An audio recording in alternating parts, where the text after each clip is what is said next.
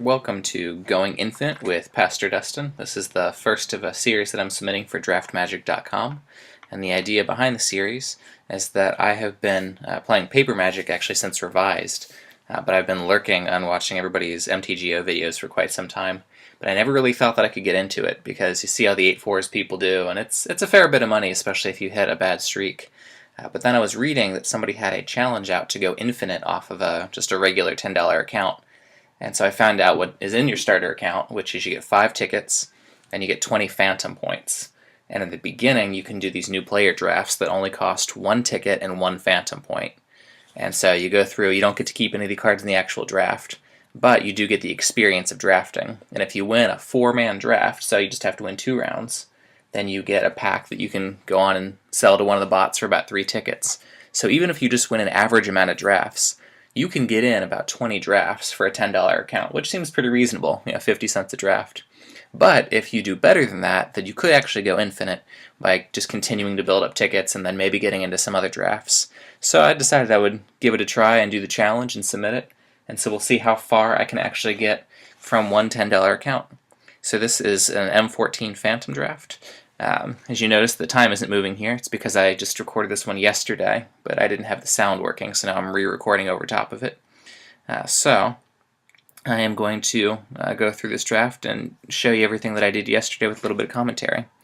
If you're wondering about my handle, Pastor Dustin, I am a pastor of a small town here in Pierpont, Ohio, and one of the downsides to that is that there's not a huge gaming community out here. I've been trying to get a game club started for some time. But when you're in a town with only about 1,000 people, there aren't a whole lot of people that play Magic. So if you are a subscriber to my regular channel because you want to watch the services online, this is a game that I play, and if you'd like me to teach it to you, just let me know. I can get you started on our game nights. And so let's begin with the draft.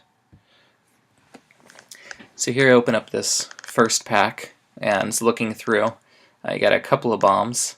I got this whale over here, which it's not a spectacular bomb, but it is a large body, especially if your opponent happens to have some islands out. We've got an air servant over here, which I think is spectacular. Usually when an air servant resolves its game, especially if the other person is playing flyers, because you can tap them all down, either defensively or to push through your air servant. We've also got a Sarah Angel over here, which is quite strong. And looking through the rest of the pack, there aren't a whole lot of white cards to go along with it. We've got a Liturgy of Blood, a Sea Kite, and a Root Wall. Those are all the cards of note. Now, one of the differences, if you're doing a 4-man draft, the mechanics of it are quite different, because usually you look through your first pack and you're looking to see, okay, is there just one card in a color that stands out that's going to allow me to cut that color, that nobody else behind me will pick it up? In a 4-man draft, it's a little different because you have so many fewer packs that if there's really only one good card in a color, then you run into the problem of not being able to get enough of that color to make it work. And so as you go through the 4 packs, it's very important to see, is this color actually deep enough for me to draft a deck with, or am I going to see these packs spin and spin and spin and not get anything of worth? So that being said, we first pick an Air Servant, and then moving on, we've got Sengir Vampire, Solid Flyer, Briar Pack, got a Quag Sickness to go along with that Sengir if it spins, Shock, Claustrophobia, Blood Baron. So black's looking pretty deep here.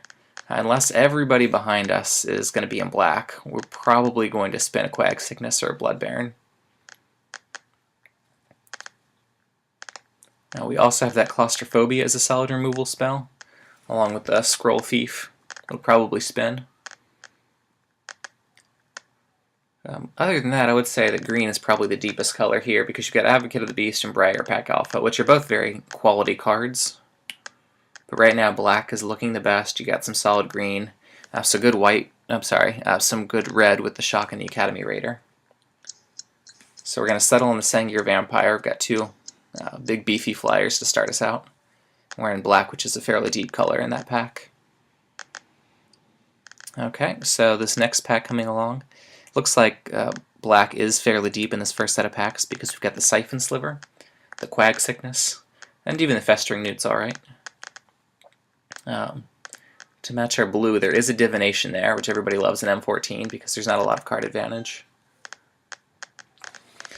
But looking through all of this, it looks like the Quag Sickness is the strongest pick just because it's removal, And because black is so deep, we're probably going to be playing enough swamps to make it worthwhile. Other noteworthy cards, Master Diversion is strong. And that's really about all I see that I would describe as strong. So we're picking up the Quag Sickness. We're hoping that either the Siphon Sliver will spin. Okay, so now in this fourth pack here, so we've seen every card that's going to be in this first round with the 4-man, so we know that we're going just windmill slamming that Corrupt. And we are rewarded because there's a Liturgy of Blood in the pack that we got back. So we're probably going to go for this Liturgy of Blood. Sarah Angel is also in the pack, and even though we haven't really been in white, the fact that it went all the way around is a pretty good sign that nobody's trying to touch white right now. So it really looks like it's a decision between the Sea Kite to solidify the blue, the Liturgy of Blood for the unconditional removal spell, and the Sarah Angel. We're just going to stay in black and go for the removal spell. And coming back around, there's a Quag Sickness. So we've got all different kinds of removal right now. We see that Briar Pack still there, so we might be able to get into green. We do have the one blue card, which is a very strong blue card, but we're not married to it. Okay, coming back around, there is a Divination that would keep us in blue. There is a Siphon Sliver, which even if it's the only sliver that you have out on the board, it's not that bad to have a 2/2 lifelinker for 3. So we could stay in black here.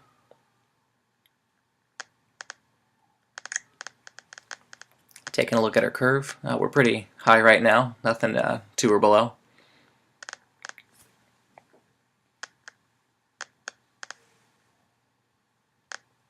Waiting for that next pack to spin. Let's see, we've got 3 removals. Actually, if you count Corrupt, we've got 4 removal spells, and so we're already pretty well set from the very beginning of the draft in removal. Alright, now this pack comes around, and it's got a whole lot of nothing. If we want to solidify blue a little bit, we've got a Negate to pick up. We've got a Siege Mastodon, which is not a spectacular card, but it is only a single white, so that would be a consideration, but we ended up going with the Negate. Here we've got Vampire Warlord to keep us in black. Also got a Dragon Hatchling, which is not bad if you end up in red, but we go for the Warlord. And wow, that is a really late shock and Academy Raider. There's also the Sentinel Sliver, which would go along with our Sliver plan if we're going to try to get as much as we can out of the Siphon Sliver. But just to pick up all this removal so late is pretty good, so I'm going to pick up the shock. Okay, here there's a whole lot of nothing. So we'll just go for the Flesh Pulper Giant just to keep us in red. And there's another red card, Cyclops Tyrant. And neither of those two are very good. I probably won't even end up playing them as long as we have enough playables. But it is a sign that no one's touching red. Here we go, there's the Dragon Hatchling, so we'll pick up another red card.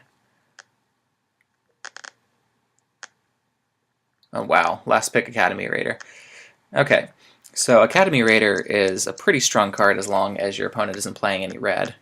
Just because it moves through your deck so quickly and you get little points of damage out of it. So I feel like the last pick Academy Raider, along with having, 4 red running, is a pretty good sign that red is open. Okay, with that being said, we open up a Bomb and the Ogre Battle Driver. This one is strong. And we also have a Blightcaster, which is very good, especially with the 2 Quag Sicknesses. But I don't think that I want to let that Ogre go. Just because, once you get that down, if you can have a pretty solid removal deck and have that Battle Driver down, then you pick stuff off, you slam another creature down, and the combat math goes haywire very quickly. Other notable cards, we've got the Voracious Worm. This is not the deck for it. We've got the Predatory Sliver if we wanted to go with the Sliver plan. Duress is an okay card, especially if you're up against a heavy removal deck like our own. Blur Sliver to stay in red. Advocate of the Beast, Train Condor. So there's a fair amount of stuff in here that's good mid-range material. So we pick up that Battle Driver. Okay, so what else do we have here? We've got some decent red. We've got a Young Pyromancer, which isn't that great yet. I think we really only have the shock to play off of it. We've got the Maulhorn, which is absolutely solid, and we're really missing our 4-drop slot right now. And so that one fills a hole. So let's pick up that Maulhorn. Okay, what does this one do? Copy target triggered ability you control. Okay, so that one's kind of a niche card. Got Child Knight here, which is very strong, especially since we don't have any 2-drops, so we'll pick that one up. There's another Marauding Maulhorn. There is also a Liturgy of Blood in this pack, and you hate to pass on removal. I always go by the BREAK acronym. It's bomb, removal, evasion, or efficient, depending on your school of thought. So we've got B-R-E-A. I believe A is aggro, and K is all the garbage. So removal's pretty high on my list. So if it's not a bomb, then you move into removal, and then after that you go for the evasion or the efficient creatures. So now we've got 2 Liturgy Blood, 2 Quag Sickness, and a Corrupt. And a Shock down there, so we've got all different kinds of removal. We also have a decent creature count so far. We do have 10 creatures. You don't want to be too light on creatures in draft, even if the rest of your things are amazing. Okay, so this comes back around. There's that Blightcaster. Nothing quite stands up to it, so we'll go ahead and slam that Blightcaster, especially since it's in the 4-drop slot. Okay, nothing too impressive here. We've got a Lava Axe, Wild Ricochet, and I wouldn't play the Shadowborn, so even though it's in color, it doesn't really matter. You could play the land to smooth out your curve. We do have a lot of doubles. Wild Ricochet is a fun sideboard card if they have anything that needs to be ricocheted, but I wouldn't start at main deck. Hey, there's a Shock that comes back around. So now we've got double Shock. The Marauder comes back around, so red is just absolutely wide open. We're probably the only people in red. Okay, so we've got Duress, Shrivel, and Blur Sliver. Looking at all my cards to see how many have 1 toughness that the Shrivel would get me. I'd lose my Child Knight, Dragon Hatchling, Academy Raider. So it might not be something that we want to play. So I'll go ahead and take the Sliver out.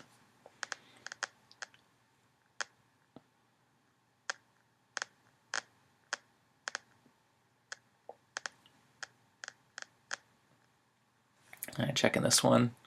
So he takes down a creature that's got toughness 2 or less, which isn't that impressive. He's got Intimidate, so he can get through. I'd still rather not play those 2 at the top. Alright, so we've got a Lava Axe here. That's not the best card in the world, but you know, if we were to blank on our entire 3rd pack, I might play it.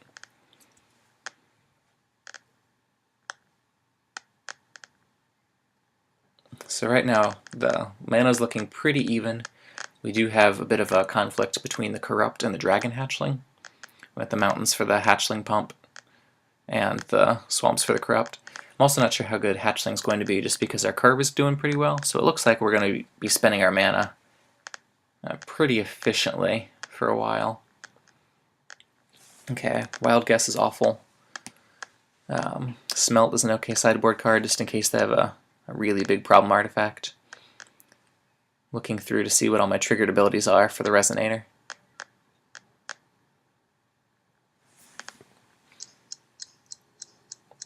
There goes time, so Smelt. Okay, Goblin Shortcutter. That's extremely solid this late, especially since I'm hurting on my 2-drop right now. I'll get that Shrivel out of the way, even just if it's so other people don't play it against me. Apparently Blue's fairly open too with that second to last pick.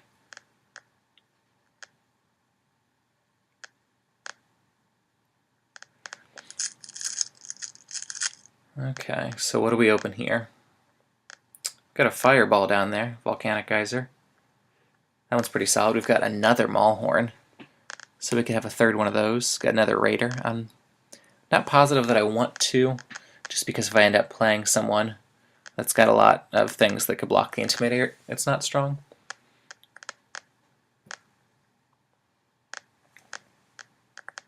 Anyway, I pick up the Fireball. It's always a solid one for a late game finisher.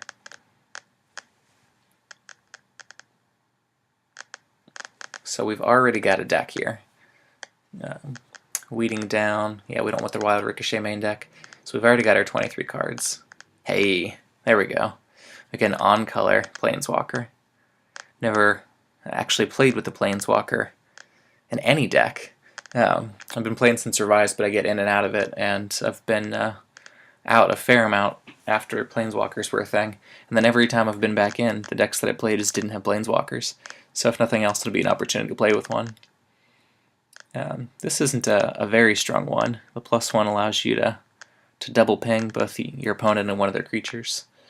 The 0 ability is pretty good to be able to play and draw cards, so if you run out, that's good. And then the ultimate allows you to look through the top 10 cards and triple one of them as long as it's an instant. So for that, we could hit Shocks or Corrupt. Canyon Minotaur is a pretty beefy guy. We've also got Young Pyromancer down there. Now we've got 2 Shocks, so that's a little bit better than it was before, but we'll stick with the beef.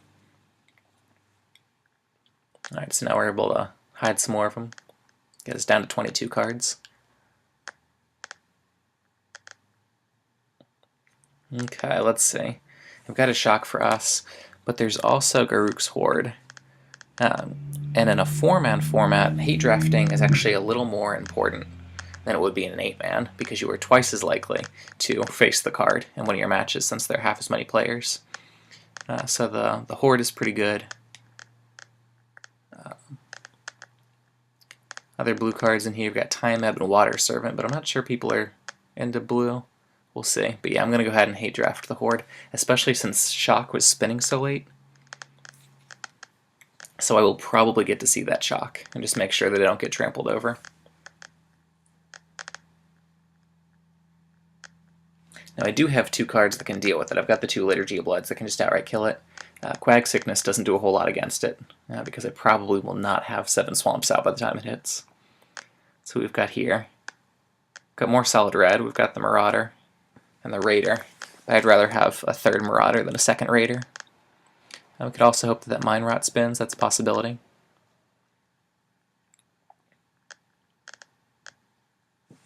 Could use a little bit more on the shorter end of our curve. We've got a mid-range deck right now. Okay, what do we have? We got Liturgy of Blood. That's the hands down pick right there. So now we have triple Liturgy of Blood. So that's 3. Corrupt for 4. Quag Sicknesses 5, 6. Shock 7, 8. So we now have 8 removal spells. And that Young Pyromancer is looking a lot better now. We've got those couple of Shocks and hoping to spin one here. Lightning Talons is also not bad, especially if we end up playing it on that Siphon Sliver. First Strike and Lifelink's pretty nice. Academy Raiders is also a good target if they can get through unblockable. But we shore up our base here. Hey, there we go. The Shock spun. Okay, so that Young Pyromancer is definitely the right pick. So now we've got 3 Shocks to go along with it. Okay, really no other choice here but the Raider. That'll be a good sideboard card, I think. We'll wait to see if there's anything that can block it before we bring in a second. Alright, so we've got Diabolic Tutor if we're just dying to get something. It seems like the deck is strong enough to where I don't know that I would want to play a Tutor, because there's not just one card that you need to win. It slows you down a bit. But it is nice to have, so I'll go ahead and pick it up anyway. We'll figure out later if we want to play that. We do have 26 cards right now that are completely playable.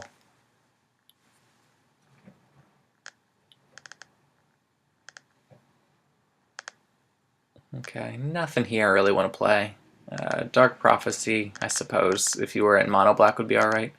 Thunderstrike would be an interesting combat trick. So if we're in a matchup that needs more combat tricks, then we can do that. You can also just hate out the Siege Mastodon just to keep other people's creature count low. We'll take a second one. Take some more creatures, especially one card that produces 2. Since we've got a heavy removal deck, you don't want to be spending a Shock on a 1/1 token, because then you both spend a card and they still have a token.